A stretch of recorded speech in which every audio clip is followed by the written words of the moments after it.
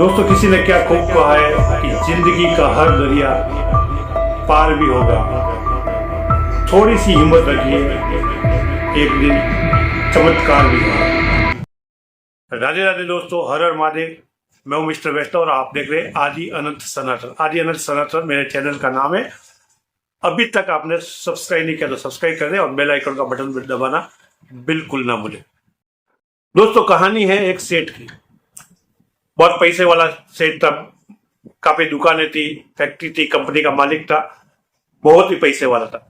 वो हमेशा ऑफिस में जाता था और दिल मन लगा के काम करता था अपने बिजनेस के बारे में। तो एक दिन जब वो शाम को घर पे आता है तो घर पे सब पूजा पाठ चल रहा होता, घर के लोग सब पूजा पाठ में लगे हुए हैं। लेकिन वो थोड़ा नास्तिक टाइप का था, वो भगवान पे थोड़ा कम भरोसा करता था। वो उसका कहना था कि काम अच्छा करोगे तो रिजल्ट जरूर अच्छा आएगा, उसका ये सोचना था। तो वो सीधा अपने कमरे में जाके सो जाता है। जब कमरे में जाके सो जाता है तो उसको कुछ बेचैनी सी होती है। खाना वाना खाने के बाद में थोड़ी बेचैनी सी होती है। तो घर के नौकरों को बुलाता है कि भाई जरा डॉक्टर को फोन कर दो। तो पैसे वाला था, उसको पैसों की कमी नहीं थी। उसको एक डॉक्टर नहीं, डॉक्टर की पूरी टीम आ गई, सारी मशीनें चेकअप की लेके घर पे आ गई और पूरी तरह से उनको चेक किया। तो उनकी रिपोर्ट सब नेगेटिव आई, मतलब सब अच्छी आई, पॉजिटिव आई। तो डॉक्टर ने कहा कि सेठ जी, आपको डरने की कोई जरूरत नहीं है, आपको कुछ भी बीमारी नहीं है, बस आप थोड़ा आराम करिए और रेस्ट करिए। कल आप सुबह उठ के वापस काम पे जा सकते हैं, घबराने की कोई जरूरत नहीं है। तो बोला नहीं, मुझे कुछ अंदर से बेचैनी हो रही है। तो डॉक्टर ने बोला ठीक है, मैं दवाई लिख के दे रहा हूँ। कुछ दवाई लेगी, तुरंत मंगा ली, नींद की गोली भी दे दी, अगर नींद नहीं आए तो ये ले लेना और रेस्ट करना, वैसे आपको कुछ तकलीफ है नहीं।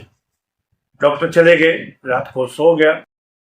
उसको पता नहीं, रात भर उसको नींद नहीं आ रही, सोच रहा था। एक 3 बजे के आसपास उठ गया वो और कमरे में टहलने लगा। फिर भी उसका मन नहीं लग रहा था, उसकी बेचैनी बढ़ रही थी। तो वो घर से अपने बाहर निकला, लॉन में बड़ा सा गार्डन था, उस लॉन में निकला। उस लॉन में थोड़ा चहलकदमी किया, थोड़ा कुर्सी पे बैठ गया, चेयर पे बैठ गया, चप्पल खोल के बैठ गया। तो एक कुत्ता आता है, उसका एक सेठ जी का चप्पल लेके भाग जाता है, मुंह पे दबा के। सेठ जी बड़े हैरान हो जाते हैं और वो एक चप्पल पहन के कुत्ते के पीछे भागते हैं। कुत्ता एक झुग्गी झोपड़पट्टी थी, उधर वो कुत्ता निकल जाता। तो सेठ जी उसके पीछे पीछे, कुत्ता आगे आगे। जब झोपड़पट्टी में वो घुसा तो सेठ जी ने जोर से आवाज लगी तो कुत्ते ने चप्पल छोड़ दिया और सेठ जी ने चप्पल लिया और पाँव में डाल दिया। डाल के जब वो वापस घर की तरफ आ रहे थे तो एक झोपड़े में से जोर जोर से रोने की आवाज आ रही थी। चिल्ला चिल्ला के कोई औरत की आवाज थी जो रो रही थी। सेठ जी रुक के बोला, इसको पूछो कुछ।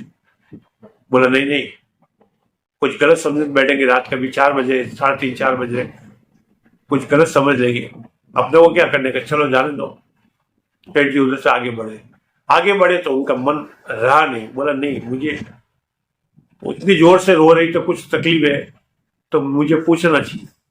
वापस यू टर्न लेके वापस आए और झोपड़ी थी, पत्थर की बनी हुई थी, कुछ होल सा बना हुआ था। उधर से देखा तो एक औरत थी जो सर पीट पीट के रो रही थी।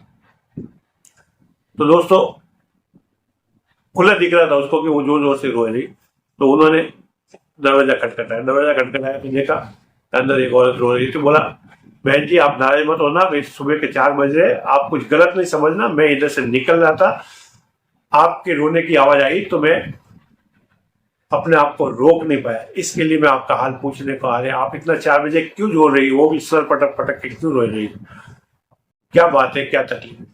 बोला कुछ तकलीफ नहीं, मेरी ये जो बच्ची है 7 वर्ष की, इसको बहुत बड़ी बीमारी है, डॉक्टर ने इसको 1.5-2 लाख का खर्चा बताया है, मेरे पास पैसे नहीं है, मैं कैसे इलाज कराऊं, इसके लिए मैं रो रही। तो बोला इसके लिए भी 4 बजे रोने की क्या जरूरत है, किसी से मदद मांग लेती, किसी को मदद मांगेगी तो होएगा, किसी को बोलेगी तब आपका काम होएगा, ऐसे ना थोड़ी होगा।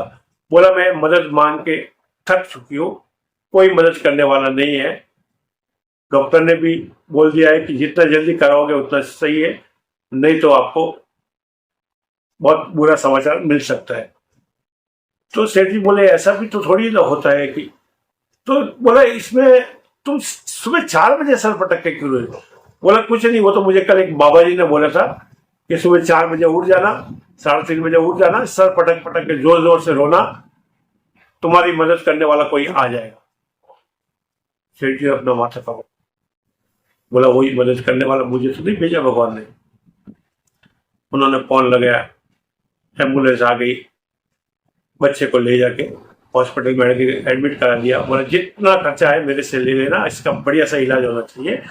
और उस लेडीज को, उस औरत को बोला कि आप मेरे फैक्ट्री कंपनियां बहुत सी है, जहां आप काम करना चाहे कर सकती है, वहीं रहना, खाना पीना, बच्चे के साथ मस्त रहना।